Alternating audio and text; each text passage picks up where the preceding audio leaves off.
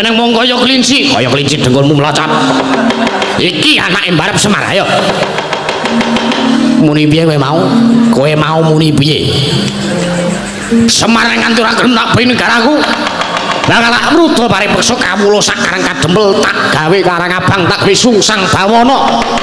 Tak gawe bumi angus. Oh, Bagong merem kok ya wis kowe sing ngamuk. Apa mbok kira kowe muni ngono kuwi apa kowe ora noleh? Apa kowe ora ngerti nek ning kono mau lungguh. Atmaja pembayune Semar Badrun sing besok bakal gumanti kalunggane Semar momong tanah Jawa. Dengkele atos. Wong tanah Jawa minggat nek sing ngomong kowe. Ora iki minggu meden-medeni ora. Kowe menengo, bapak diem dulu, iki tak belanane, iki tak rampungane. Lah kok sampean kaya ngono kuwi? Sampean diucap sing kaya ngono kuwi apa wis mbok pikir nyok-munyok? Apa kowe wis mikir eneng kene gareng apa ora? Eneng kene ning nolo gareng apa ora? Eneng anak-anak Semar apa ora? Lah kok sampean waton ngucap, kowe ora gelem tak boyong kamu-kamu tak karang abang. Lho iki lin mas karang kadempel. Aja waton bisa ngucap kowe, semangkean kowe. Wah, ora wedi karo dapurmu. Nek kowe ora wedi karo aku, ayo nang ngendi papan neter katekan. Ayo metu njowo laden ana gerejaku barang. Oh, semangkean ora. Role nolo gareng Petruk apa dene Bagong. Kowe atura bekti mbagekno wajibe kowe iki abdi kudu ngaturake sembah karo Bendoro. Wah. Ndara Puntadewa. Iya nolo gareng nggih. Wilujeng sinuwun. Iya selamat tekaku, Pak. Ketinggal mencorong. Tejane perbawane gedhe ya, Tru. Iya. Lho ratu ki nek pancen ratu sing suci tenan ya ngono kuwi. Ya iya. Mulane kuwi, ning yono ana apa? Ya ana sesuatu wae iki kok ora genah. Ya wis engko tak critani. Heeh. Bekti kula kunjuk sinuwun Puntadewa. Ya nolo gareng tak tampa pangestuku Tampanono. Kula punika jimat. Paripe ndayuning kasantosan. Sinuwun Darawati bekti kula kunjuk sinuwun. Ya nolo gareng tak tampa pangestuku Tampanono. Nggih, kula punika jimat. Ndara Werkudara. Bekti kula kunjuk Ndara Werkudara. Ya nolo gareng tak tampa pangestuku Tampanono. Nggih. Kula punika jimat paripe ndayuning kasantosan. Ndara Arjuna. Kula ngaturaken bekti kula kunjuk Ndara Arjuna. Ya nolo gareng pangestuku Tampanono. Nggih. Sinuwun Puntadewa, sinuwun Darawati, Ndara Werkudara, kalih Ndara Arjuna bekti kula kunjuk. Lho. Adek ngiras ta, amen cepet. Kowe iki kesuwen dadak siji-siji ngenteni le nyauri kesuwen. Wah, jan wis ora. Ya Petruk kancung bolong tak tampa. Ya Petruk tak tampa. Ya Petruk tak tampa. Ya Petruk tak tampa. Nggih. Kula antu-antu pangestu paduka. Sinuwun. Lho. Cak ki kok nganeh-nganeh. Nganeh-nganeh piye? Biasane dikon wis sok mrengkel. Kang ngaturke bekti. Nggawa apa-apa ngono sik apa ora? Nggawa gula teh apa ora? Nggawa cangkingan apa ora? Lah iki urung dikon kok wis muni. Aja ngono, Reng. Dhewe iki ngeyup kamukten ana ngersane sing Puntadewa. Awake dhewe iki urip ana ing bumi Ngamarta.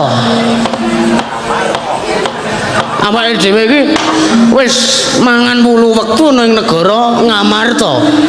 Awake dhewe mulane kudu bersyukur. Aja njur kaya ngono kuwi, eling wong urip tanpa pawitan. Iya. Dagang tuna andum bathi. Nek bathine sapa sing didum, ning nek tuna sing dibakul apa? Wong urip tanpa pawitan ora njaluk, ora njilih, mung sadrema nglakoni. Ha iya. Mulane nek aku etel wae mbok lelakon uripku arep kepiye wae, mbok uripku kere, ora ndek apa-apa, sing penting duwite, sing penting bahagia. Ha iya. mergo kunci wong urip bahagia ki mung siji. Apa? Tampanen uripmu sak derma kowe nglakoni urip, insyaallah kowe sehat terus. Rezekimu kecukupan, arep kowe ra kerja, kowe mung pengangguran, nek kowe tansah ndedonga, tansah sumuyut ana ngersaning Gusti Kang Karya Jagat, kowe mesti tansah pinaringan berkah lancar barokah sehat walafiat. Ngono kuwi. Ha iya. Ning aja lali ngibadahe. Ha iya. Ngibadah ki ya ora mung trima salat. Salat kuwi genah utama, ora kena ditinggalke. Ha iya.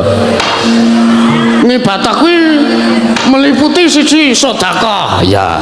Loro maca Quran lan sak liya-liyane. Ha iya. Mulane Kang Saka kuwi wis iku ora tak teruske mengko ndak dadi pengajian. Ha iya.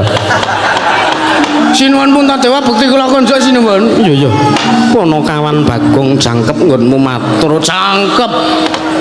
Iya iya tak tampa pangestuku Tampanana. Nggih kula pundhika jimat.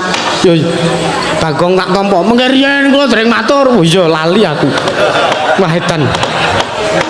Sinuwun Darawati bekti kula konjuk. Ya Bagong tak nampa pangestuku Tampanana. Nggih kula pundhika jimat. Ya Bagong kosek. Wah.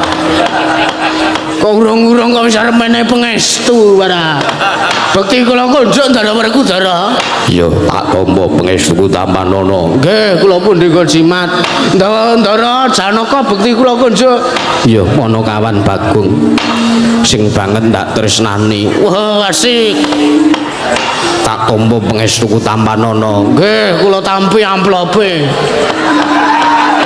Bagong, non aja disebutke ana kene. Aku isin dirungokke biaya akeh.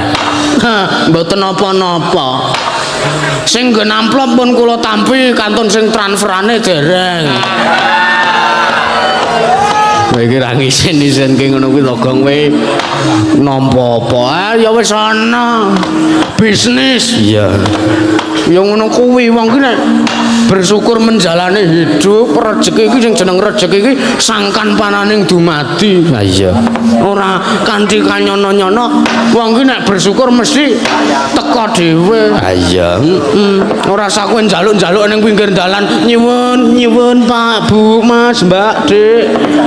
Wah, ora jalan ngono kuwi. Ha iya, malah ora ndadekke berkah. Ha iya. Nek kanthi kowe mensyukuri urip lan nikmatmu sing diparingke Gusti, insyaallah ya waton kowe budidaya ya mesti bakal diparingi karo sing gawe urip. Ya.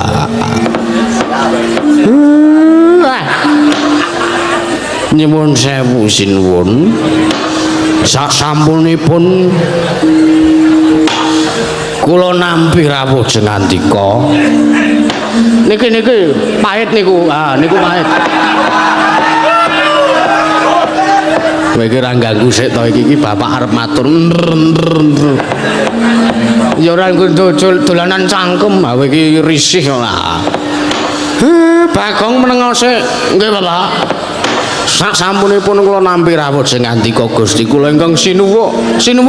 Ingkang sinuwun.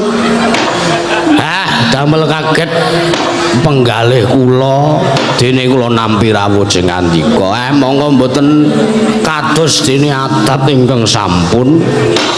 Ning atasipun kula niku namung derajatipun batur tartentu mbok bilih menawi jengandika nggadahi bot repot utawi jengandika kepengin tandang karyanipun ingkang abdi pun Semar tartentu kula kedahipun dipun timbali wonten negaring Amarta. Lah kok malah jengandika rawuh teng mriki. Kaget kula sinuwun. Monggo kahanan ngomah kula niki ora duduwen. Wedang ya mung sakanane, teh cemceman dek ingi kula nggo melih. Kula mung sarwa-sarwi kekirangan pacitan kula nggih ming sego aking ming gogek ngoten niki sak entene. Kula niki rumaos isin, kula niki rumangsa rendah. Derajat kula ming mono kawan kok kula dirawuhi priyayi agung ki leh kula arep nyuga nganggo apa? Mila sinuwun. Kula aturi paring dawuh ingkang tetela rawuh sing ngandika wonten mriki menika wigatosipun menapa sinuwun kula nyadhung dawuh. Kakang Semar wonten timbalan. Aja ngrembug bab perkara suguhan. sayekti yen to pancen niatku sak kadang sowan ana ngresane Kakang Badranaya iki pancen ana wigati lan ya mung Kakang Badranaya sing tak butuhake lan anggonku sowan ana ngresane Kakang Badranaya iki diesemi dening Kakang Nayantaka Puntadewa sak kadang wis rumangsa seneng aja meneh kok disuguhi panganan unjukan lan sak piturute ngibarate wong sing seger sing tanpa ngombe wareg sing tanpa mangan yen to sowan ana ngersaning Kakang Nayantaka iki tansah nyenengake penggalih kuwi wae wis cukup kanggo Puntadewa sak kadang Kakang ngerti mau tak tukokne martabak gawe iki ya ora ngerti nek sinuwun Puntadewa rawuh lha reti aku mlayu ning ngawen sedilit nuku martabak ayo iki ya wis sakanane ora kok kowe ora kabar-kabar mau ki Ndara Arjuna tak kira ki Ndara Arjuna mbek aku ki mung karo rene dhewe jebul kok nganti sak kadang ya mbok menawa ana wigati mir dangunen mir iya mbok menawa SK arep medun ayo rasa mikir sing werna-werna sik kowe matur sembah nuwun bahagia ingkang tanpa upami ingkang kula raosaken Gus salajengipun wonten maring dawuh menapa kula nedya nyadong dawuh Gus Kakang Semar kula wonten timbalan kena ngapa to sababe dene Puntadewa sawana ngersaning Kakang Nayantaka mergo pancen telung candra sing tak rasakake iki atiku katon suwung Kakang lha pripun liripun kados pundi dene sing ngendika kados mekaten kuwi anu kae lho Pak sinuwun Puntadewa iki rumangsa dalane rame atiku sepi ngono kae lho kuwi ana sesuatu kuwi wah koyoke galau ditakoni wae kenging menapa kok sing ngendika kados ngaten sinuwun sebab jalaran pusana tulung candra 10 dina ri kalungguhan dina sak mengko iki garwaku ya Prameswari negara ing Amarata ya kuwi diajeng utawa Yayi Wara Drupadi garwaku pun cat saka negara Ngamarta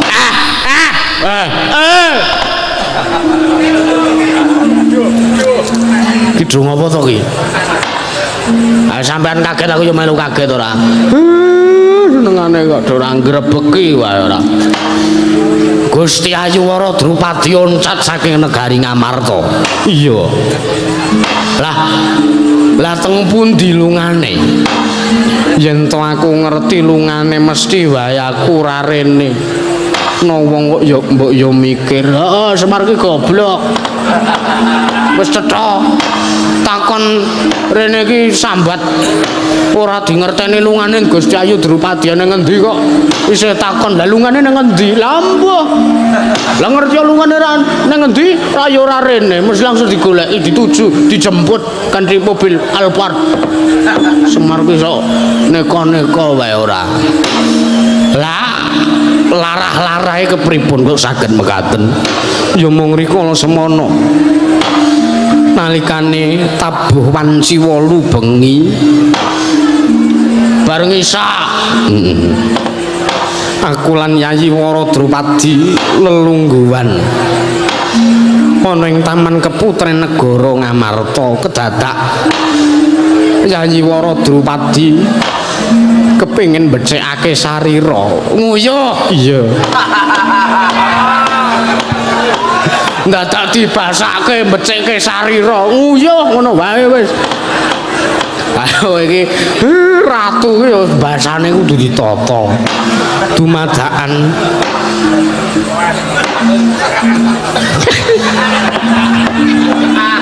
ora ngono kuwi ta terusan pun mang teruske iya dumadakan nganti jam 10 bengi Yayi Wara Drupadi ora bali mring kunarepanku ndak goleki ana ing pakiwan ora ana banjur aku mesthekake marang kadang kuing panengah Jodipati nunggul pawenang apa Mbak Yumu Wara Drupadi ning Jodipati Werkudara muni yen ta ora ana Arjuna ya ngono sebab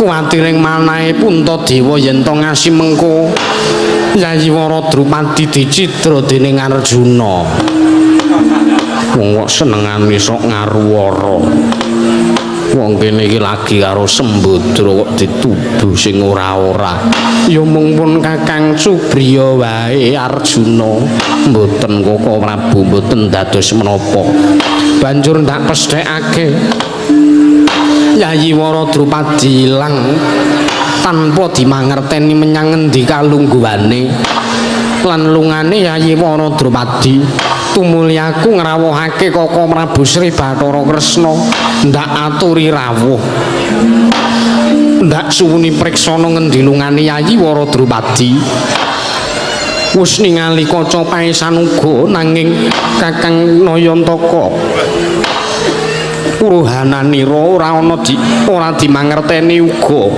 lungane Yayi Wara Drupadi Yayi Wara Drupadi kaya dene ketutupan mega peteng leliwengan ora bisa dimangerteni ana ngendi dununge banjur aku kelawan Koko Prabu Kresna nganti supayane sowan ana ngersane Nayantaka sing ora liya wigati gandeng Kakang Semar kuwi jimat kang bisa ngucap saka kang bisa kandha mula kang sangka kuwi aku njaluk iga pratikel ana ngersane Kakang Nayantaka Kakang Badranaya nuwun sewu sinuwun lah kok malah mengherankan kula rumaos kaget ning atasipun kula menika mung batur kula niki mung wong ora duwe lah kula niki mung wong ora ngerti apa-apa ibarate kula niki wong sing lumaku ora nganggo sendal lah kok sampean malah takon bab ngilmu kawasisan ngilmu kawaskitan panjenengan nyuwun priksa wonten pundi dunungipun Gusti Yayi Wara Drupadi ya lah nek ngaten niku kula mboten saged ngaturke karang Semar niki aja kok peninggal batin mata kula niki men minus 20 aku arak goleki sing ndlesep-ndlesep monggo mboten dipun mangertosi tindakipun Gusti Yayi Wara Drupadi nyantane kondanging jagat nyebutake yen to Kakang Nayantaka kuwi titising Sang Hyang Bathara Ismaya mesti wae bisa ngerti sadurunging winarah lan uga Kakang Semar kuwi dikondangake jimat kang bisa ngucap saka kang bisa kandha mesti wae uga bisa mangerteni ana ngendi kalungguhane Yayi Wara Drupadi pancen bener mangkono Kakang Badranaya rikala semana Yayi Prabu Puntadewa ngandhi kelawan aku nata Ndrawati supayane sopan urusaning Kakang Semar sing ora liya wigati praptane Yayi Puntadewa ngersane Kakang Semar kuwi ya mung merga pamrayogaku pamrayogane nata Ndrawati supayane nyuwun priksa marang ngersaning Kakang Badranaya gandeng Kakang Badranaya kuwi uga pangidhamanting Sang Hyang Bathara Ismaya mula uga tansah mangerteni sak mobah musiking Yayi Wara Drupadi Yayi Ratu Wara Drupadi menyang ngendi mesti wae Kakang Semar bisa mangerteni ya dipol pancen kuwi bener nadyan to dradane Semar kuwi wong-wong aceplik wong loro saujon telu saurupan nanging yen to bab kawasisan bab kawaskitan mesti wae dipol kakangku go mangerteni iya Kakang Semar ndak tulung kanthi banget ndak jaluk kanthi banget marata diaki Kakang Badranaya gawe asrana supayane Kakang Mbok Ayu Wara Drupadi Sodyaki kundur bali mring kunarepane Koko Prabu Puntadewa Kakang Badranaya nuwun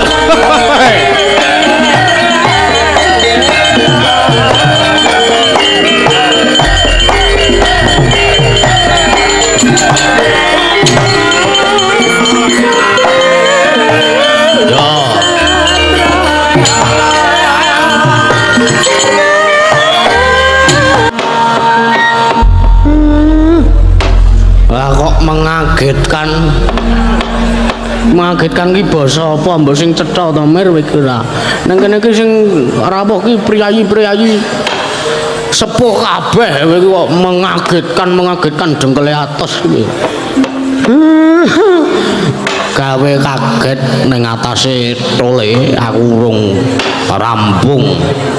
Malah aku urung sempet urung kober matur ana ngersane bendaramu sing nyuwun mriksa ana ngendi. Kalungguhane Gusti Ayu ora Drupadi modar arek kleru arek aku ki wong Gunung Kidul. Muni bayung ya basung, muni bayem ya basem, muni ayu cantik. Wedi keblegong ngene kok. Lah kok iki tole. Kusik. Iki kok ana wong mabiar sandangane nala gareng. Apa iki kancamu? Wah, utuh aneh aku kan dikanca outfit kaya ngono. Aku ki meng kathok lepis ora ganti-ganti kok dhisik. Wah kuwi lho was mambior kalunge emas. Wah tumpuk 5 edian sugih. Wah kupinge dipersing emas nganti gloyor-gloyor. Wah tindikane wah sedan irunge nganti kaya ngono. Mau tak sawang mesem kok ketinggal katok kelop untune jebul dipager emas jebule ya. Wah sugih iki Pak, sugih. Ora duwe kancaku ming wong kere-kere kok. Aku kok kekancan karo wong sugih iki harus tendang dasku. Kon lungguh, iya.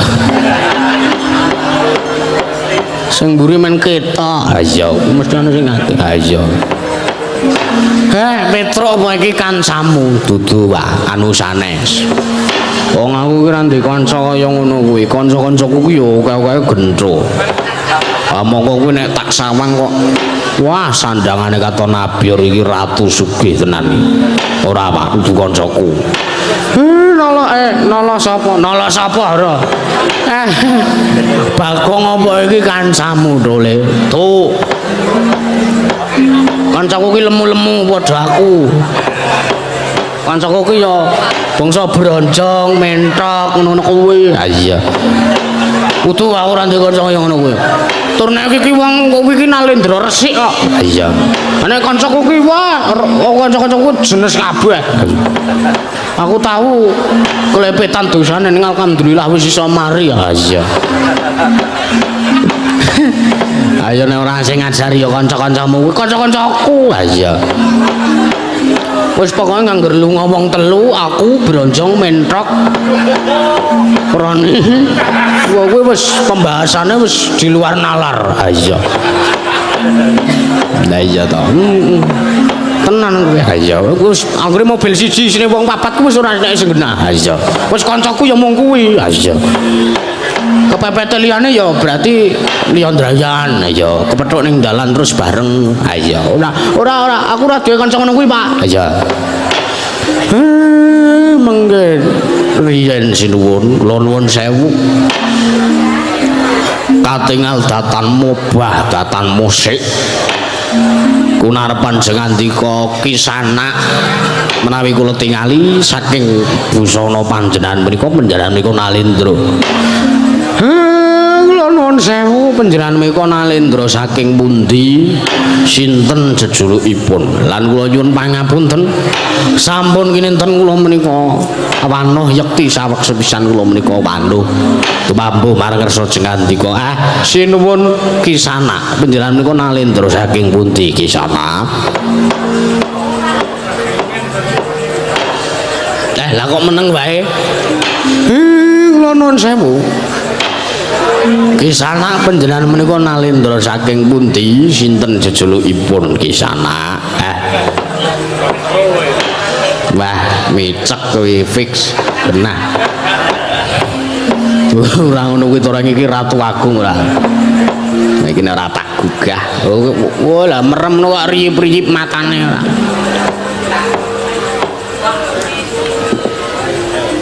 Etan.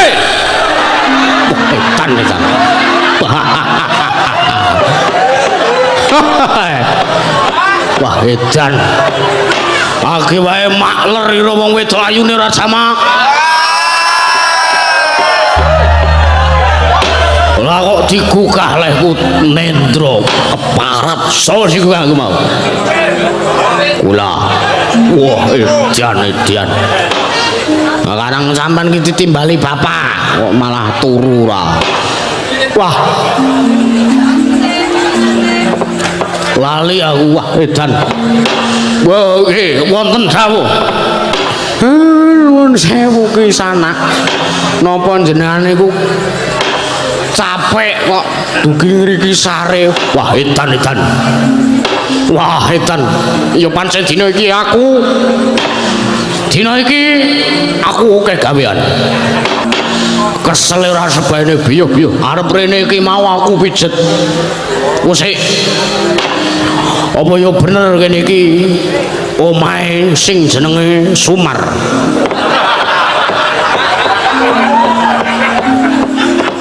Pengkeri nek sampean madosi Sumar teng mriki ya mboten nonton.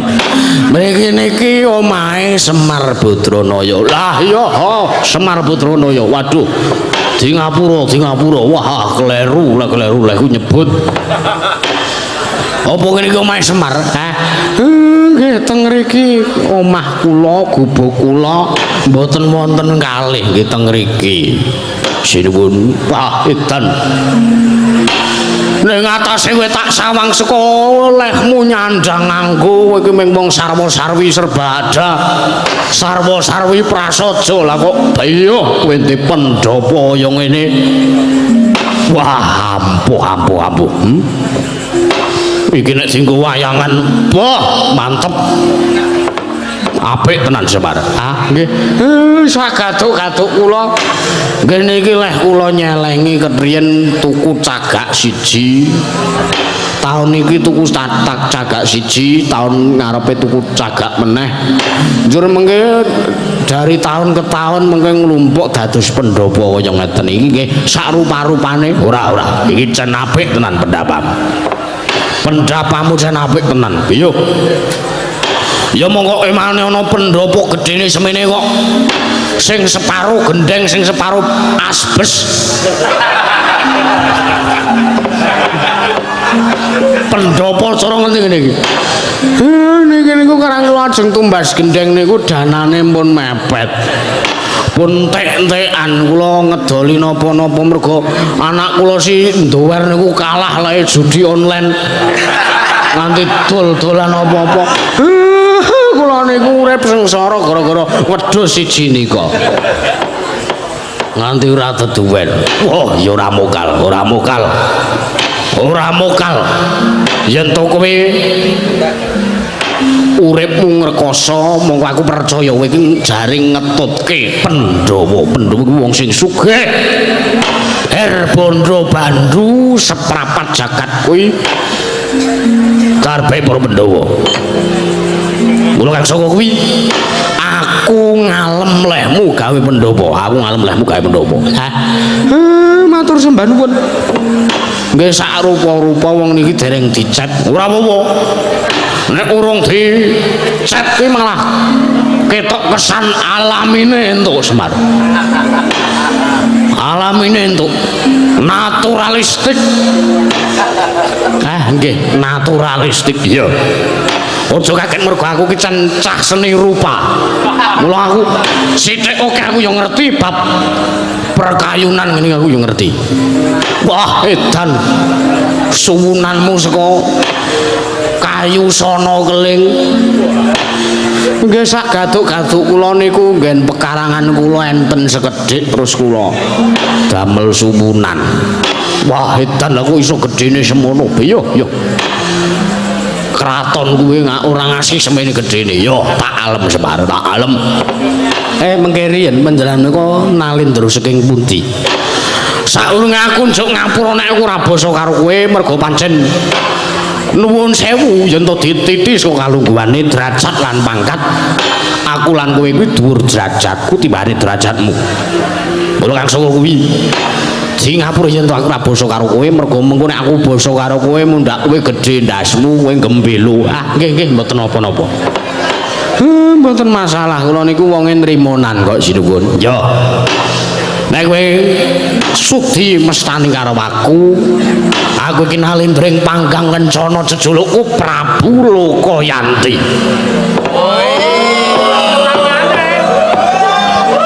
Sinten Prabu Marwiyanti gundule nalindring panggang kencana ngisi ing samudra jejulukku Prabu Lokayanti. Prabu Lokayanti. Ya. Wah. Mula kok ngelendi di sawang.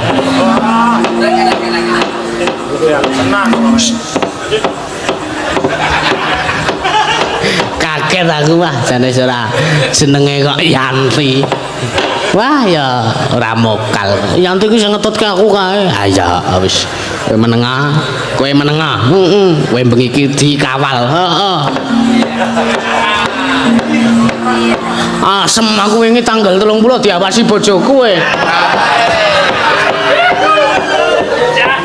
Tak sawangi monengen iki wis kaya ora ana sapa-sapa kae kok tak sawang gak ceglek tak ulu ngono. Bareng ngono kono sing muni siji. Loro. Wah, sengsara aku ora bebas aku. Anak bojoku nyusul sebule wah jan tobat. Prabu Lokayanti. Iya. Aku nalindring pangkang kencana Prabu Lokayanti. Wontene wigatosipun wonten ing mriki sepisan aku tilik marang karaharjanmu ternyata kowe iki dikondhangke Pamong Agung. Kowe iki dikondhangke Pamong Agung, kowe iki dikondhangke Pamong sejati. Mergo kowe uga wis nampa wahyu pamonging sejati. Kowe iki wong kondhang. Kowe iki wong kondhang arep kowe iki wong ora duwe derajat pangkat ibarate kowe iki mung wong tani ning senengmu ki ambabar arum sak indenging Nuswantara. Sak indenging tanah Jawa ki sapa sing ora ngerti karo kowe? Lah banjur kabar sing wis mebar parata kowe mau tekan negaraku ing panggang kencana ngisi ing samudra ana ing omahe utawa kedatone Prabu Lokayanti. Nggih. Mula kang saka kuwi Semar. Prapta kowe ning kene iki mbutuhke karo kowe tulungono aku ya Semar, tulungono aku. Pripun? Nek jenengan ajeng nyebrak kali kula niku wong ora deduwen. Kula disebraki tangga kula men seprene dereng dibalekke kok. Bengi iki mayang syukur alhamdulillah mesti sesuk kowe balekke. Jare sapa? Wong le wayangan mung sambatan kok. Tanggamu lho Mir, nek bengi iki wah nek bengi iki genah cair awake dhewe. Ha iya. Ning sing bengi iki kancane dhewe sing ora melu iki dheweke sambatan saiki, dheweke mayang sambatan. Wayange nganggo wayang kerdus, mergo nek wayang kulit gapite sungu kok gapite nayang. Mergo nek pocapan mudan deres plahara. Saenekne wayang kelir teles kabeh. Ha iya. Kuwi mergo sawape. Ha iya. Sawap cangkeme. Pancen udan tresnan ha iya. Panjenengan Prabu Lokayanti. Iya. Aku butuh karo kowe. Tulungono aku. Tulungono aku iki wis 3 sasi. Wah, edan. Negaraku ketaman pagebluk. Negaraku taman pagebluk. Oke. Kawula sing esuk loro sore tekaning pati, sore mati esuk ora ana. Oke dadane. Banjur aku wis ngrawuhake Brahmana winasih 1000 sugata kinarya nambah rengkaning praja. Wonten uga gagar karo antuk karya ora ning kiai siji wae sing iso nentremke kahanan negaraku. Njur aku bingung njur aku. Nalikane tabuh wanci jam 1 bengi utawa dini hari jam 1 esuk aku krungu jago kluruk tumuli aku nglaksanake salat tahajud. aku entuk pituduhing Gusti yen to negaraku iso walu nirmala temah jati-jati temahing mulya. Jroning aku salat tahajud lan salat istikharah aku oleh petunjuk yen to negaraku ing panggang kencana ngisi ing samudra telung kedheping paningal wae ditunggone karo Pamong Agung ing tanah Jawa sing ora liya kejaba ya mung Kiai Semar Badranaya ya Sang Nayantaka ya Duda Manang Munung ya Saron Sari. Wah, Semar iki penyaran to jebule. Menengo. Iki wis suwe tak rahasiake kok iki wong iki malah ngerti jenengku. Ya ben penting ora nyebrak dalang kowe. Menengo cangkem. Mula kang saka kuwi Semar tulungono aku Semar aku butuh tenan karo kowe. Ayo kowe tak ganti ning negaraku ora mung ora ketang mung tulung kedheping peninggal kowe lungguh nang negaraku kowe gawe asrana tentreming waloyane negaraku ing panggang cana ngisi ing samudra kowe gawe asrana kabagyan kowe gawe asrana waluyane praja aku njaluk tulung tenan. Ora kita mung tulung kedheping meninggal aku njaluk tulung tenan kowe njaluk apa wae kowe bakal tak turuti kowe njaluk mobil Mercy kowe njaluk Civic Turbo kowe njaluk Pajero kabeh tak turuti. Omahmu iki wis apik sing separuh asbes iki tak ganti gendeng kabeh aku saguh kasembatan nek kowe gelem tak boyong negaraku ora kita mung tulung kedheping meninggal. Anakmu telu kuwi tukoke mobil dhewe-dhewe, tukoke sapi dhewe-dhewe, men ngingu sapi, ingon-ingon Rajakaya. Kabeh men ngrembaka. Anakmu sing duwe usaha apa? Matur karo aku, waton kowe gelem tak boyong ning negaraku. Gawe srana dadi srana wali ning praja. Ning panggang kencana kowe bakal wenehi apa wae sing pok gelem utawa sing pok pingini mesti bakal kasembatan saka kersane Prabu Lokayanti. Ngono cepat. Nggih. Nek yen kowe ora gelem tak boyong, ora gelem tak boyong ning negaraku sing gedhe pangapuramu, paripeksa aku kudu ngrusui karo kowe kudu tak judak kewajiban mulyane, kowe kudu tak boyong ning negaraku. Sekarang juga wis kuwi aturku akeh luputku jaluk ngapura. Assalamualaikum. Nggih matur nuwun saderengipun ngaturaken kasugengan rawuh jengandika Gusti kula kenging nuwun Prabu Lokayanti ya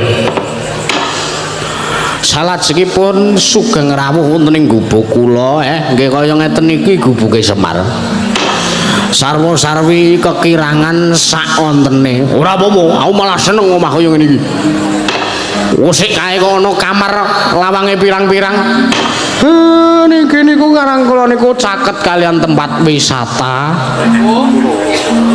dados saking pemerintah ingkang ngawontenaken tempat wisata Dharma Wisata niku kula wau dawuh kalian kula kapurih griya kula menika dipun dadosaken homestay kagem para wisatawan turis-turis ingkang nedya Dharma Wisata wonten ing tempat wisata cerak griya kula niki kapurih nginep wonten mriki. Ngono Semar. Nggih. Mila saking menika kula matur sembah nuwun awit rawuh jengandika Gusti kula kenging nuwun Prabu Lokayanti salajengipun menawi jengandika nanjehaken bab Probya wonten ing wilayah Gunung Kidul mriki menika sampun kula tadha mboten wonten kula bedak-bedake. Mir. Ngopo lho Le? Iki kudu wong arep nanggap. Lah mung ngarep piye? Kowe iki dijak ning negarane Prabu Lokayanti, kowe dikon gawe srana waluyaning praja ning panggang kencana ngisi samudra. Mergo ke taman pageblok ora kok arep nanggap wujudmu ki ora. Apa-apa ono sing gelem nanggap wayanganmu, wong wayanganmu kuwi saru-saru. Ayo muni ya kowe. Tak kira ki takon rega kok Drole. Ora, kuwi ora mboyong kowe. Ora. Nuwun sewu. Gusti kula Pandhawa gangsal cacahipun wonten rawuh wonten mriki menika ugi betahaken kaliyan kula. Lho. Sinuwun Puntadewa iki rawuh mriki komputake karo kowe. Ha nggih. Wigatosipun mboten sanes. Gusti Ayuwara Drupadi menika sampun 3 sasi ilang oncat saka kraton negara Ngamarta. Nuwun sewu. Kula saguh sewanteng negarane sampeyan waton pun rampung kewajiban kula. Banjur kapan rampunge kewajiban manggon Ngupadi marang garwane nata ing Ngamarta. Kowe kula mboten saged mesthekaken malih menika. Ingkang baken menawi rampung sedina sak sampunipun rampung kula Ngupadi menika kula langsung sowan gas meluncur teng negarane sampean. Wontene rampung sesasi nggih sesasi kula nembe sowan. Wontene rampung setahun kula nggih sowan. Wontene sewindu nembe rampung kula sewindu menika kula nembe sowan marga Jengandika. Waduh. Ora iso jagake nek ngono. Ha nggih nuwun sewu. Malah kepara nek niki mengke mboten rampung. Sing gedhe pangapura Jengandika kula mboten saged sowan wonten negare Paduka Gusti kula nggih sinuwun Prabu Lokayanti sinuwun.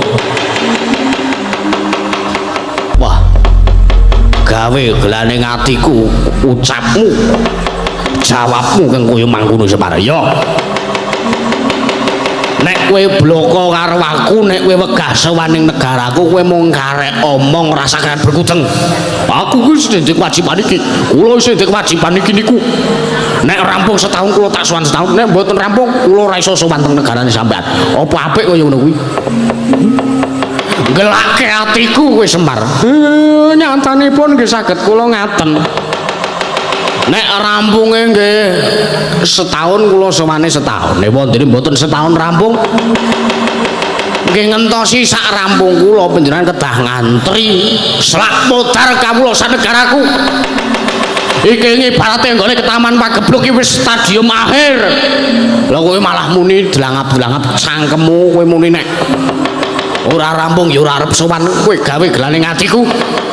Lajeng ngrasa panjenengan kados pundi? Kowe kudu tak rudha paripeksa.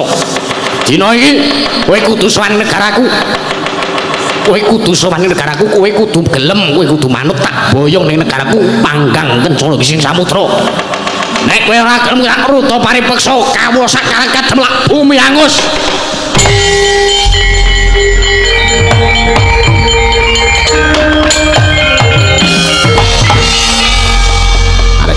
Tarik baru iblis lanat keparat. Nono gareng arep ngopo? Meneng. Iki jenggotmu nyantoli, meneng.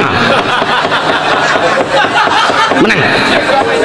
Sampeyan tak bilani, ora sakekan berguteng. Semangkean Nalendra Marwiyanti. Iblis kowe lho. Ya nang mung kaya kelinci dengkulmu mlocot. Iki anake mbarep Semar ayo. Muni piye kowe mau? Kowe mau muni piye? Semar nganti ora gelem nak beli negaraku. Lah tak rudha paripeksa kawula sakarang kadempel tak gawe Karang Abang, tak gawe Sungsang Bawana. Tak gawe Bumi Angus. Wah, Bagong merem kok ya wis kowe sing ngamuk. Apa mbok kira kowe muni ngono kuwi apa kowe ora noleh? Apa kowe ora ngerti nek ning kono mau lungguh. Atmaja pembayune Semar Badrun sing besok bakal gumanti kalunggane Semar momong tanah Jawa. Dengkele atos. Wong tanah Jawa minggat nek sing ngomong kowe. Ora iki minggu meden-medeni ora. Kowe menengo, bapak diem dulu iki tak bilanane, iki tak rampungane. Lah kok sampean kaya ngono kuwi? Sampean diucap sing kaya ngono kuwi apa wis mbok pikir nyok-munyok? Apa kowe wis mikir eneng kene iki ning gareng apa ora? Eneng kene ning nala gareng apa ora? Eneng anak-anak Semar apa ora? Lah kok sampean waton ngucap, kowe ora gelem tak boyong kamu tak Karang Abang. Lho iki Lin Mas Karang Kadempel. Aja waton bisa ngucap kowe, semangkean kowe. Wah, ora wedi karo dapurmu. Nek kowe ra wedi karo aku, ayo nang ngendi papan neter katekan. Ayo metu Jawa Laden ana krijaku malah. Pas semangkean ora.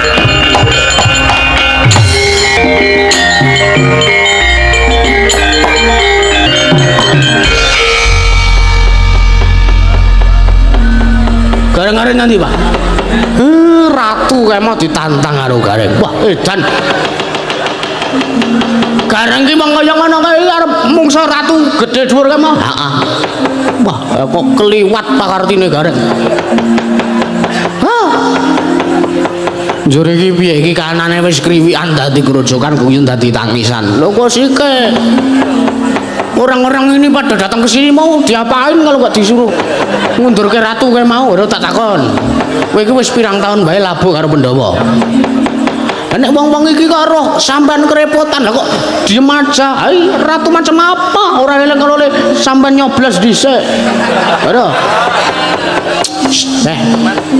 Ora ngawur suaramu. Sinuwun. Opo Bagong?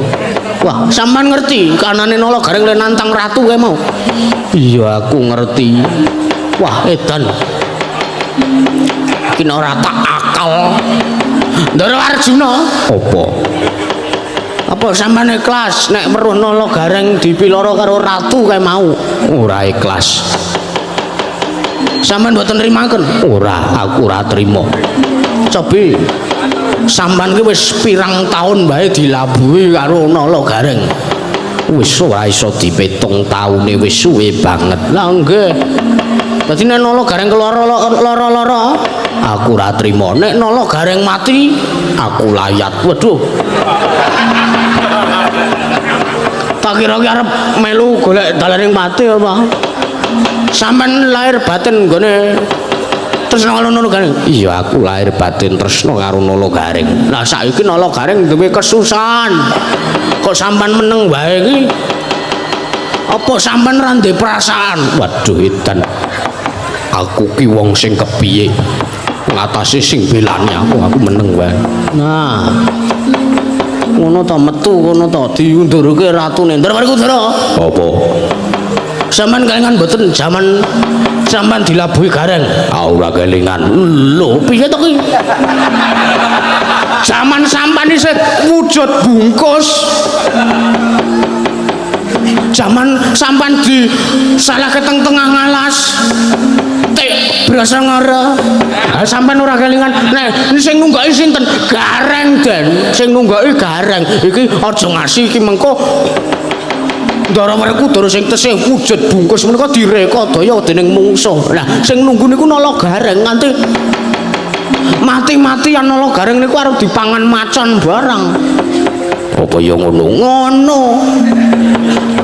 Matur nuwun lengun cali amplop matur nuwun.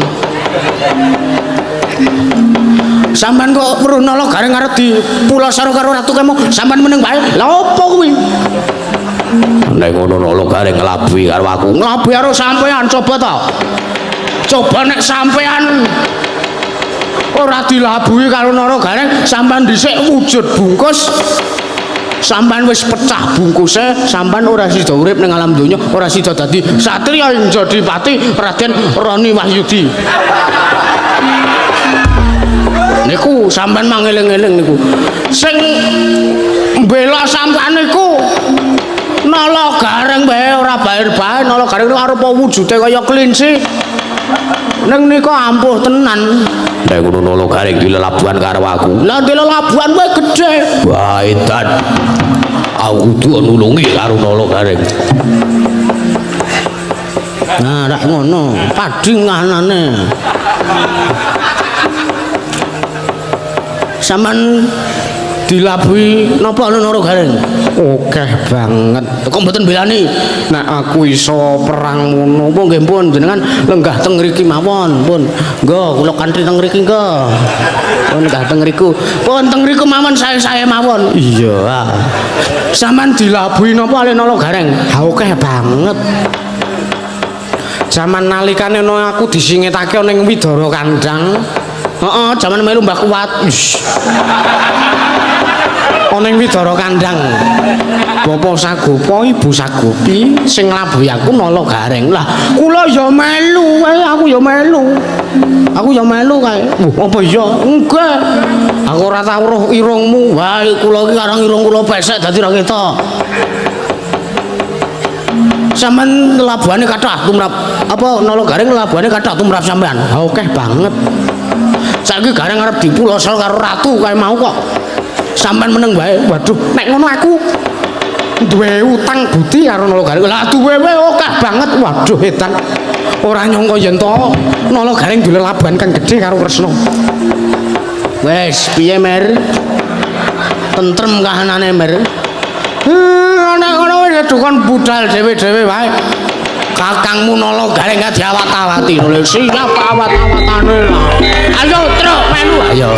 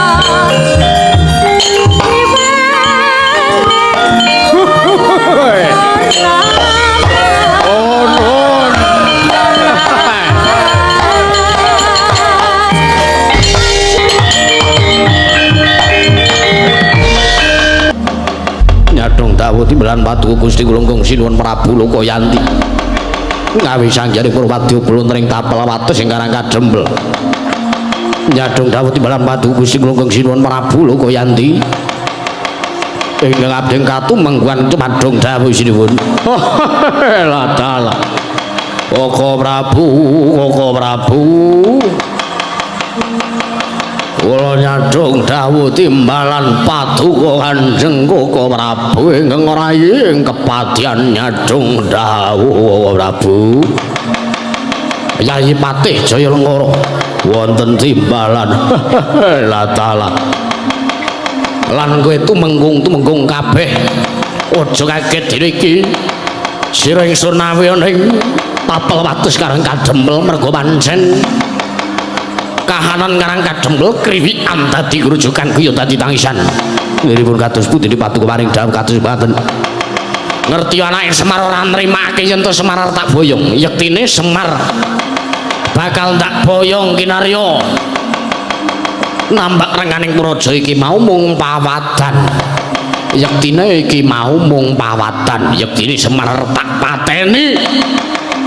Yen to Semar mati Pandhawa dipateni angel mijet wong ngeranti suwe banyu sinari. Yen to arep gawe cintrakane Pandhawa lajeng maringipun anake sing jenenge Gareng ora nrimakake yen to aku bakal ngruta paripeksa karo Semar Badranaya. Yayi Patih Jayalenggara wonten timbaling dawuh. Lah taala budal tengaraning Purwadya Balaja nganting kengkeri seka negara nggih panggang kencana nggih ing samudra. Lah taala iki Koko Prabu kula pareng nyuwun pamit matur wasilan. Lah taala nyuwun tambahing sangu. Lho njaluk tambah sangu mengko nek wis rampung pakaryan tak tambahi sangumu. Sendika ngestaken dawuh nyuwun pamit matur wasilan. Ngati-ati aja kaya bocah cilik. Patih Jayalenggara sang patih sikra anata baris nyawiji kumala dampyak-dampyakku mragot lampahe pinarung kropyak wadana gadhe kumelar ngebaki sorakku mura.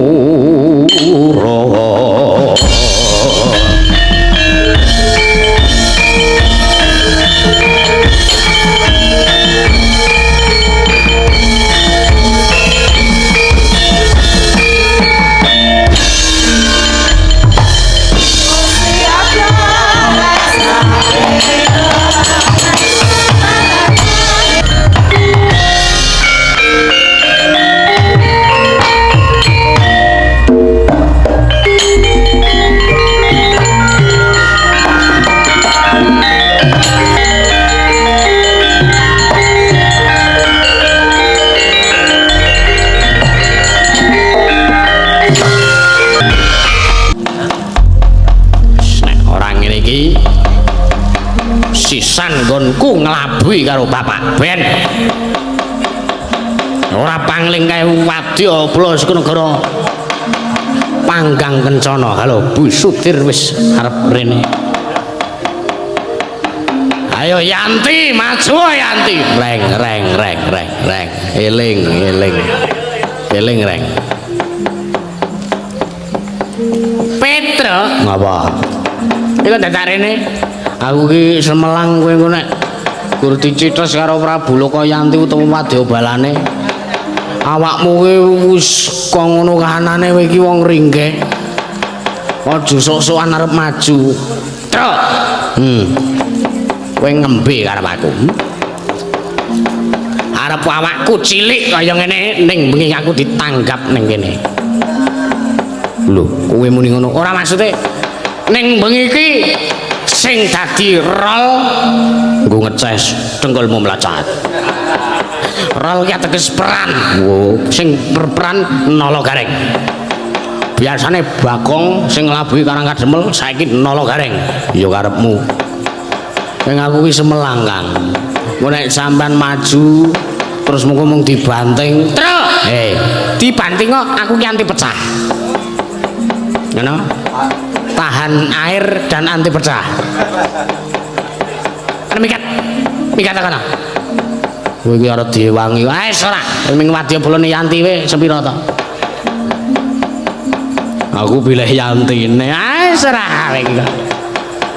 Atene diantemi sulis. Tenan iki ora tak wangi tenan. Wis kono lunga, minggat. Aku ora butuh raimu. Kowe tenan wani dhewe. Wani. Wis aku tak rono. Akrabmu. Tenan lho nek ana apa-apa aja sambat karo aku. Ora suti sambat karo raimu ngapain? Reng, apa meneh kowe? Duwer. Wah, kowe iki nek diomong iki sok ora kaya ngono ki ta, Gang. Aku anake Semar ki tuwa dhewe. Aku anake Semar ning kene tuwa dhewe. Ora ana sing iso ngembari panguwasane anak pembayun ora ana. Ora ana. Pokoke menang wong tuwa ki ning anak mbarep. Anak ragil, anak nomor 2 kuwi ra kanggo. Saya anak nomor 2 kuwi mung disepelekke. Rang. Kowe kena tak omongi ora? Iki mumpung urung kobongan lho. Lho kobongan piye? Iki dolongkas ana sing arep udut. Ayo bali, pasrah. Ndara Setyaki kuwi ana kok. Wis ora. Pokoke aku ora temandang dhewe. Aku kepengin ngetokke yen aku iki wong pancen sing ngabekti tenan karo Karang Kadem.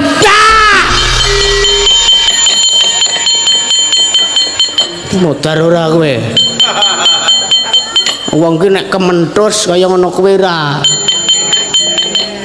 Syukur ora dielekke ra kena kok. Truk, tulung anakku, Truk. Ya.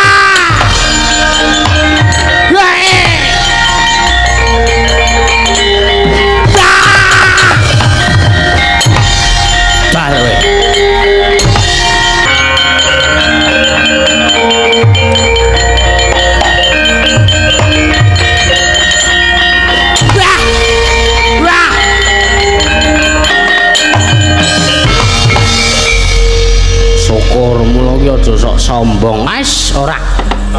Permulaan ndlosor wajar. Semangkean ora. Ora pangling kowe wadya balane si Prabu Lokayanti. Kowe wadya Balasanegara. Panggang kencana ki sing samudra. Ayo maju rene. Reng, reng. Ngapa? Wis benjut ndasmu, ndasmu kuwi ora. Kowe aja sok ngembe karo kakangne, ora kena ngono kowe. Ngene aku ki melang-melang kuwi lho, matamu arep metu matamu kuwi. Iki dasare kera ne. Kowe iki wis aja ngembe, kowe minggat, minggat. Reng, minggat, reng, truk, reng, truk, reng. Truk. Nolo gareng, kowe nek diomongi ora ngeyel. Kowe nek diomongi ora ngeyel. Bangane wing komodar, kowe sing disebrakan karo aku 700. Ayo.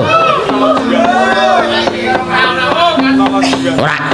Aku tetep kepengin ngundurke Prabu Lokayanti. Wong sirahe wis benjut kaya ngene kok sok ale. Oh ya ya. Wis tokno wae, Truk. Nek wayahe modal dhewe gareng kuwi. Ayo ning kene marganing patimu Sikalena prapteng lalis tumenggu patyung kalane Lukoyanti.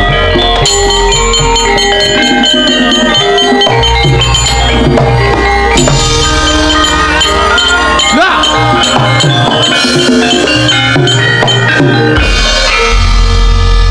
Syukur kowe iki sampe sombong dhisik, Pak, ora iso kae. Ora iso ndorosake sampean mang mundur niku lawan kula niku sing nantang kula iki. Oh, ora semangkean.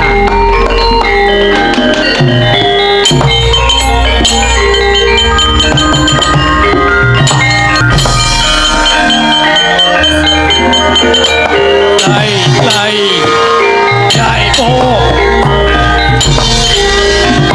Sumikat. Po.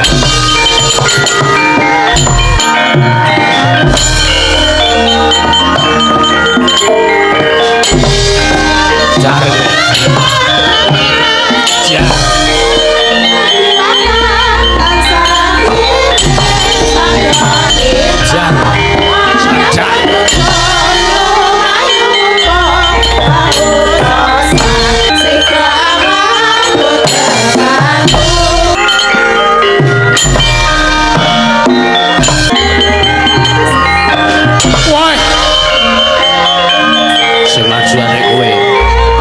Gelangane walah.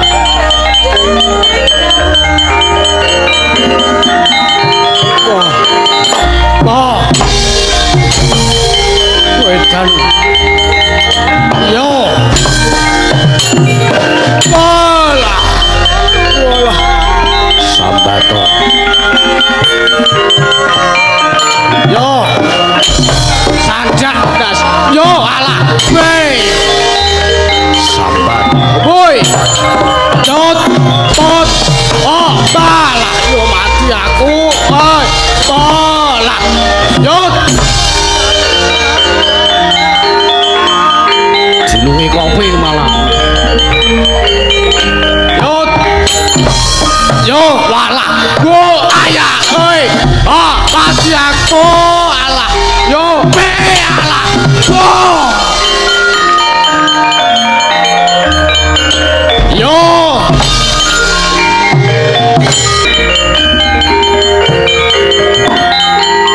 has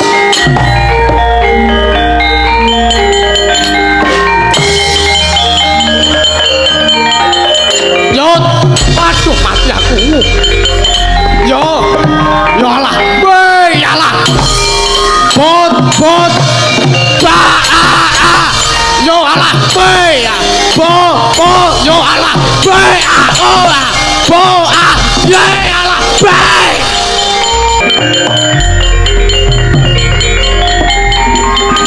bot yo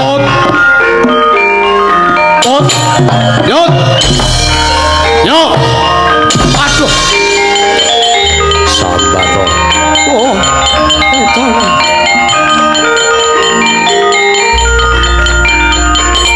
bot yo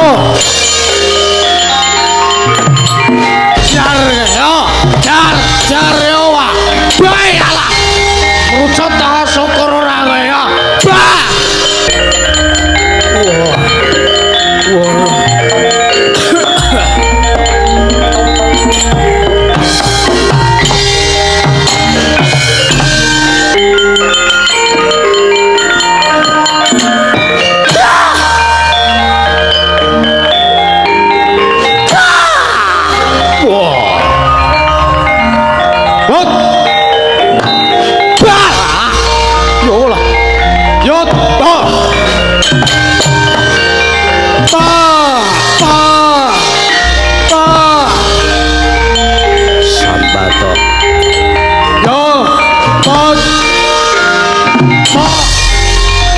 ayo nungguin ya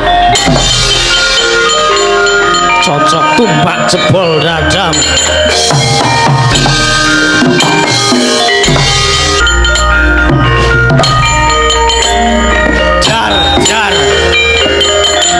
jar pot oi oh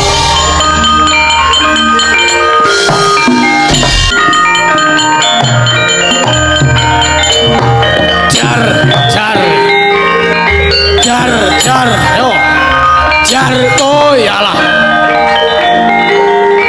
Bray pot wadia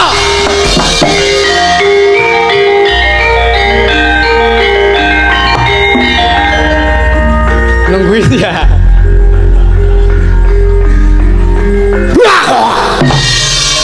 pot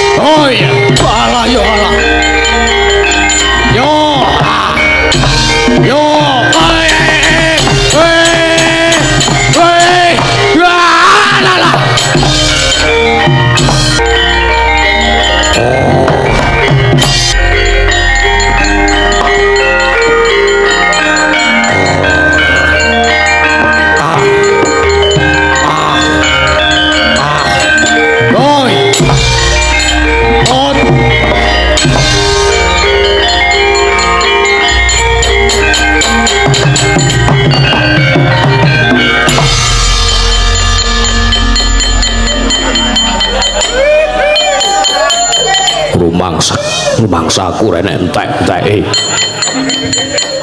karepe buta saka tarokoke kabeh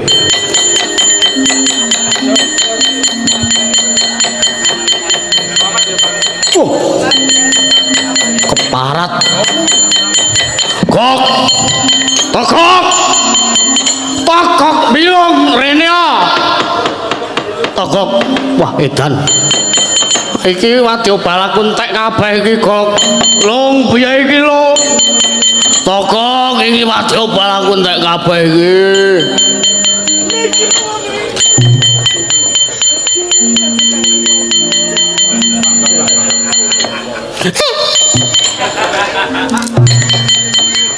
kaget jure ngawake gustine asari jenenge wong siap wah edan niki mungsuh sinten iki wae mungsuh Setyaki oh nek Setyaki kula mundur bangen mengke betot-betotan ngelih tokok aku ora melu-melu wis aku ora melu-melu wah sudi aku ora dibetot ora wah edan wong karang kadem ampuh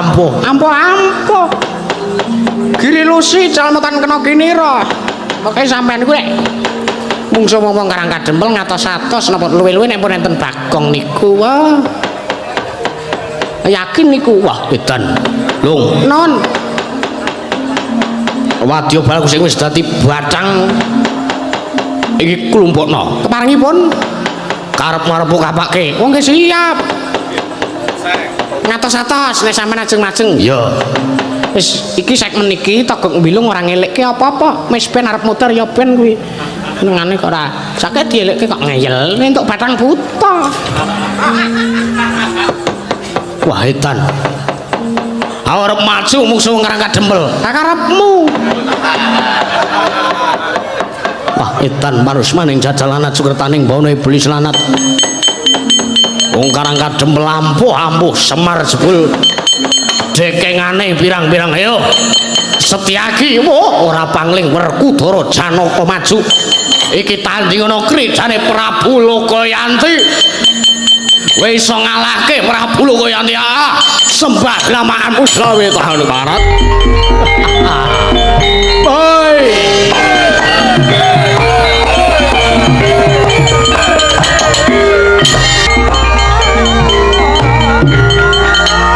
Yar kowe.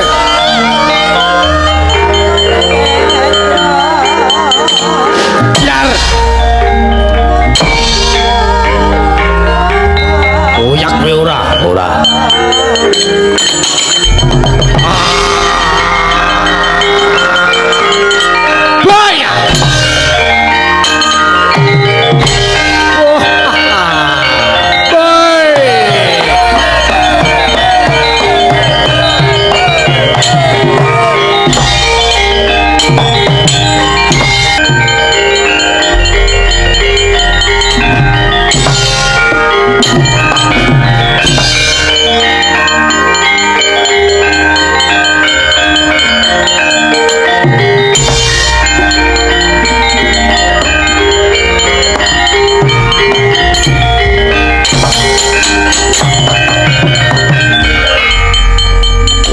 Dalah Werkudara ora pangling wis sing maju Lokayanti ayo langkaono Werkudara nek kowe arep boyong karo Semar ora bakal gawe macak kowe mesti bakal tak cokot kowe mesti mati kowe Setyaki kemu tak cokot nglumpruk tanpa daya ayo saiki gilirane kowe tak untapke nyawamu nang kayangane Bathara Yama dipatok.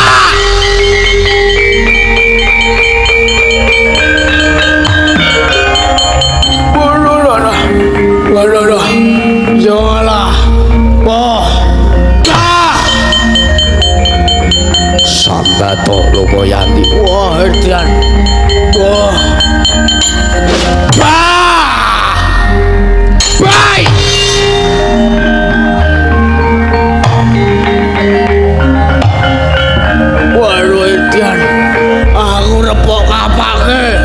Aku repok apake meluncur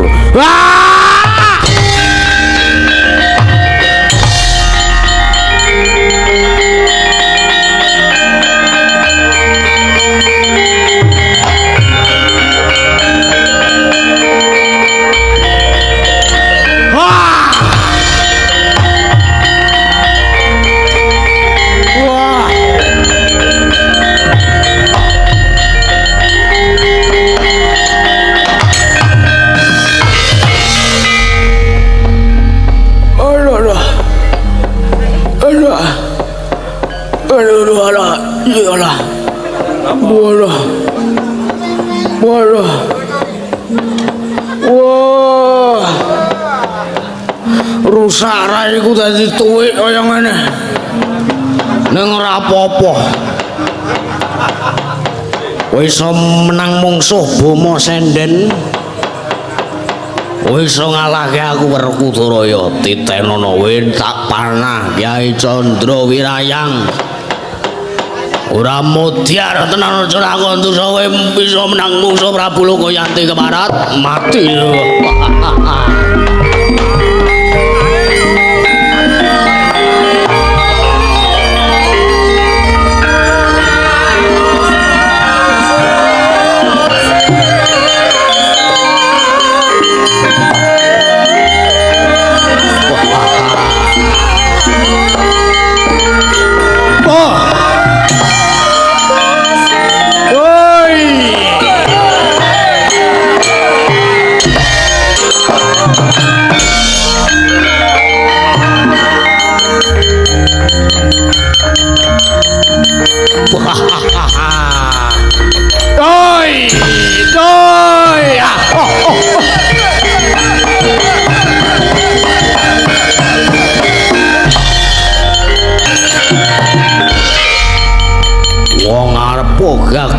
Kae kaya ngopo?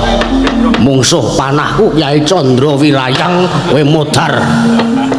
Arep aku prada macan ning iso ngalahke kowe sing prada gajah. Ayo. Wis ora iso ngleleng apa-apa kowe. Ayo. Tangiyo nek pancen kowe wong lenang. Prantik puno sumbarmu manguwuh-uwuh kowe ngantemi aku, kowe arep muring-muring, kowe ngelek-elek aku. Saiki ndi sanggarmu ndi? Ora sumbut karo murid-muridmu sing disenengi penjahe pongku. Muni kowe. Muni yo. Arjuna ra trima panah barang ya.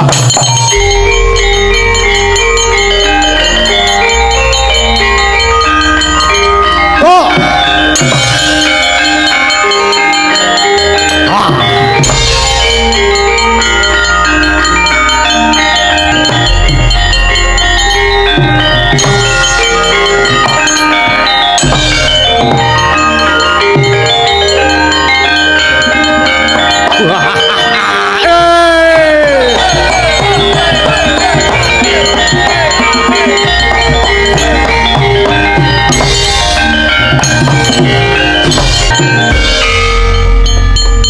Mudar we mung ngari jeneng we.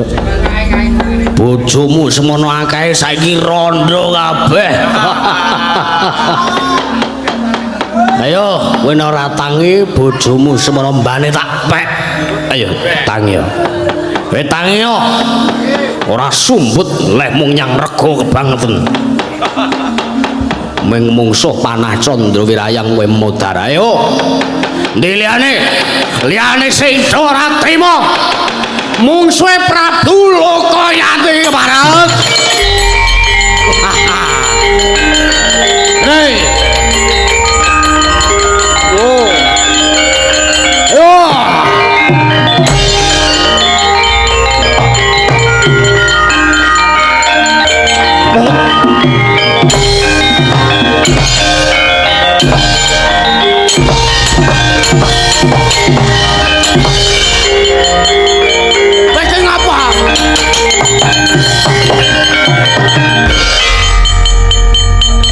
Kowe ngapa kok ngantemi aku? Bali ora baen-baen. Prabu Lokayanti mungsuh ora baen-baen. Kae udu Narendra sing cepethik telek. Wah edan gonge menengo truk. Iki perkaraku karo perkarane Prabu Lokayanti. Gandeng gareng wis setruk kemo to. Saya sing maju aku. Ah edan gong ora ngono kuwi kene kandhane ora. Kene kandhane akarepmu. Wah edan. Le ora edan lho kowe keparat.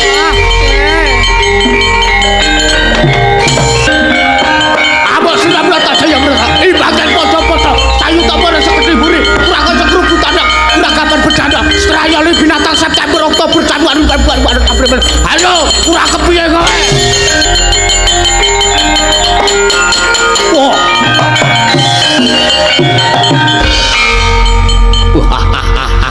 Sing siji iki maju ora retak panah ngasi mati. Kowe mung tak panah lumpuh awakmu ora iso ngopo-ngopo. Sing iso obah mung matamu, irung moro lambemu. Ben wis sumbat-sumbat sambat-sambat karo wong tuamu kowe modar ta. Oh.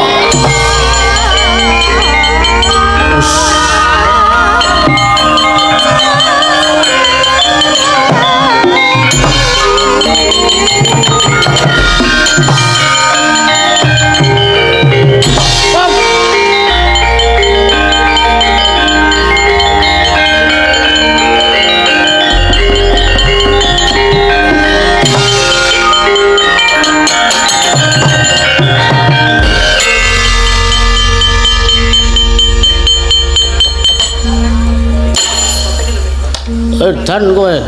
Ayo. Tanding ana kredane bak wong legane ngatiku. Modar kowe, modar syukur ora. Modar ora kowe. Modar kowe Lokayanti. Ayo. Sambato. Kowe. Kene ndi cengelmu? Kene cengelmu. Kowe.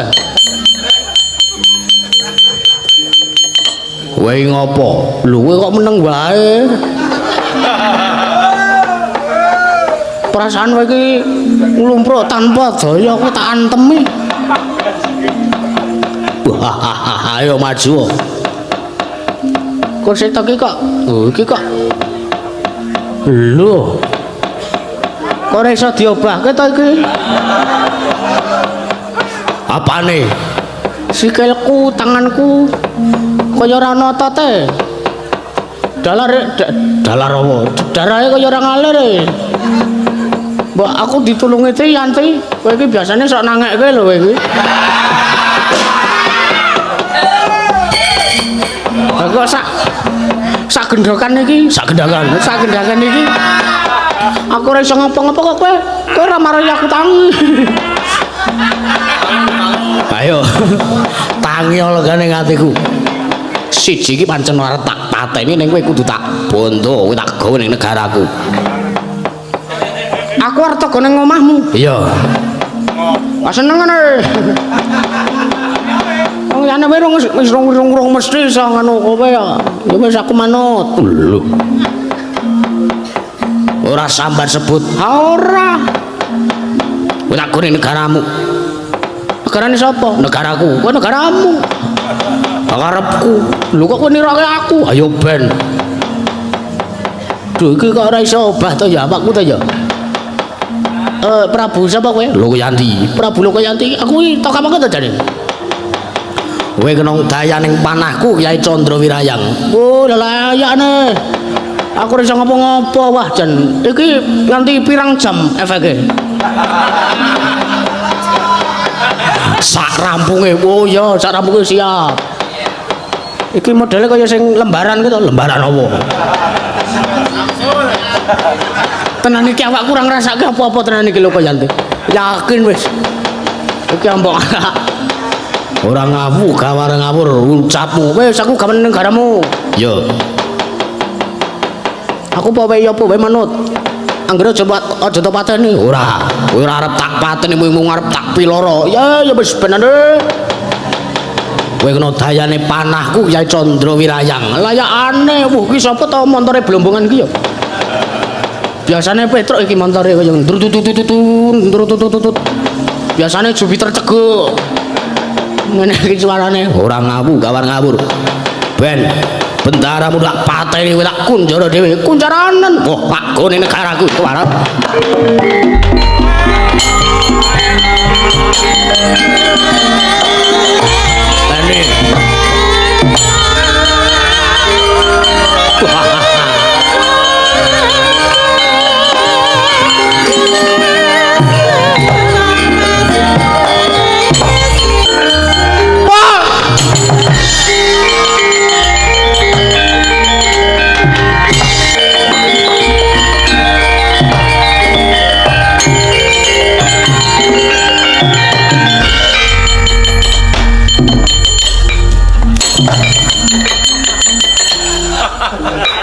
Ayo perang yuk. Wah.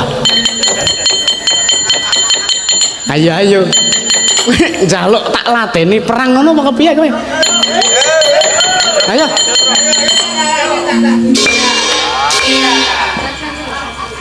Aduh yo ora ngantem tenan.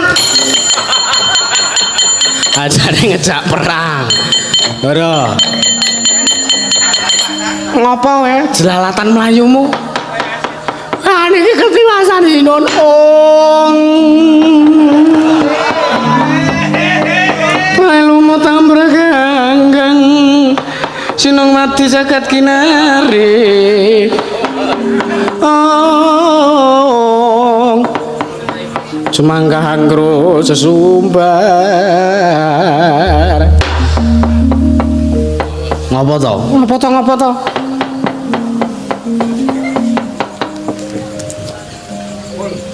Loh, lah ketiwasan Sinuwun.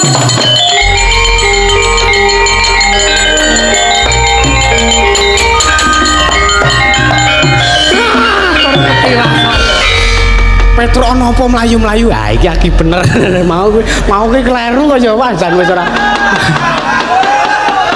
Saedan lho ngopo kowe mlayu-mlayu ket mau kok ora. Wah, tur ketiwasan Sinuwun. Ya kanan itu nomor kusra itu cari gawe motor kuat mati. Itu nomor kusra itu cari kau di luar. Wah ketiwasan. Wah mudah-mudahan ditoyo. Kenapa Werkudara karo Janaka kepiye? Wah mboten mangertos sangkananing sangkan paraning Bilai. Mboten mangertos sangkan paraning Bilai. Mboten mangertos sangkan paraning Bilai. Sangkan paraning Bilai. Ndara Werkudara wedadane dipanah nyus. Werkudara nglumpruk tanpa daya, Gus. Ndara Werkudara nglumpruk tanpa daya. Ndara Janaka maju dipanah dadane nyus. Mboten nenten dayane wae, mboten sampean sing nulungi.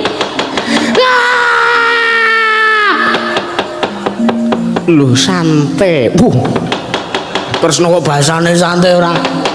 Sing sare. Kuwandane Werkudara karo Arjuna gorene. Lho kok sampean terus iso mesthek kene Ndara Werkudara lho, Ndara Arjuna seda mesti wae to ya. Rene. Gawanen rene. Tak ungkulane Sekar Cangkok Wijayamulya. Oh nggih, sik. Tenggo mriki. Sabar kok ya, karang ya. Kuwandane Ndara Werkudara ki abot tenan padhak ora.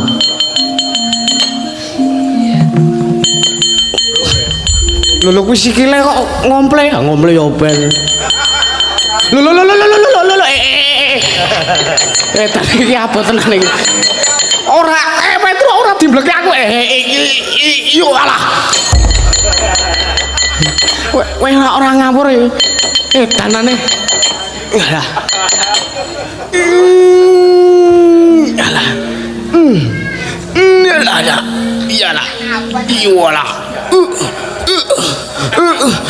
Be. Gus. Mang tulungi kula iki. Piye iki? Edan modar Petruk men ngono wae. Wah, edan sampean iki. Iki mak kula mbok ditulungi. Tak ungkulane Sekar Cangkok Wijaya Kusuma.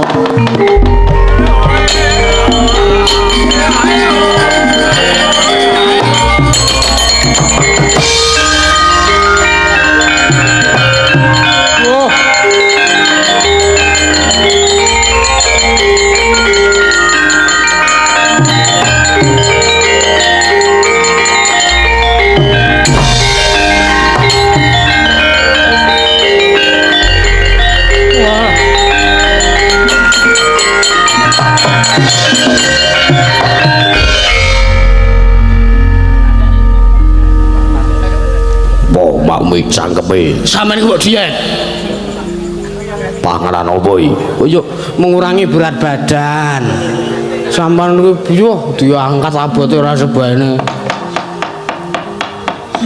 Werkudara piye teko kananmu iso kaya ngono iso wae kaya sampeyan iki ora Arjuna ndi mutar lho wow dipanah karo sing jenenge Yanti. Lho kok Yanti? Ya sampean ki ora. Wis ora arep ngarah cah ngendi wae ora sampean saiki. Serpeng iya ora. Yanti arep sampean arah. Lah entek wong wedok Petro ora kumanane. Kowe iki ya wis bagianmu dhewe-dhewe kok iki senengane meri ora mboten. Au dipanah karo Luka Yanti. Ora ngrasake lara ning peninggalku beteng banjur padhang makyar awakku ora iso diobahke weruh Janaka dipanah mati ora didaya karo Prabu Lokayanti.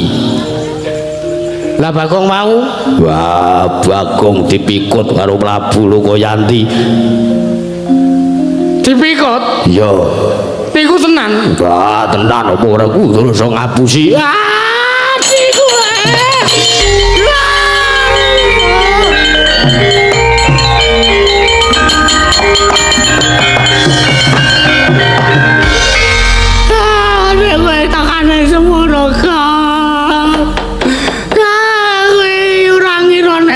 Kaya ngono kahananmu Bagong ora mati ning awake lumpuh. Lumpuh? Iya, oh ya wis ben nek ngono. Dipikut to? Ya, wis ben Bagong ora mulih dhewe. Aku anyel ben digawe lumpuh sisan Bagong wis ora ben ora iso ngopo-ngopo kok sok ngrayangi bojoku.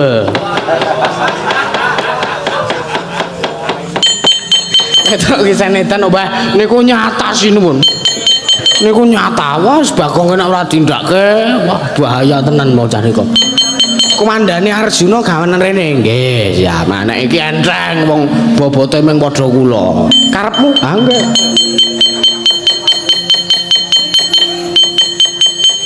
Kok disunggi kuwi satriya lho. Ah, wis mboten disunggi mboten napa-napa. Pun ngeten mawon. Nah, bagus e arep wis sedo era. Pun kek di ungkuli. Ungkuli apa? Lho. Iki ya kurang ngejak elek iki ratu siji iki. Wis nanti diungkuli apa ora aku ya ming nodi karo kowe. Aku ngetes karo kowe, ngetes ora. Lho iki pabrik disetori. Ya ora dadi malah tak balekno. Arjuna kowe bakal iso tangi sak banjure kowe tak ungkuli karo Sekar Cangkok Wijaya Mulya.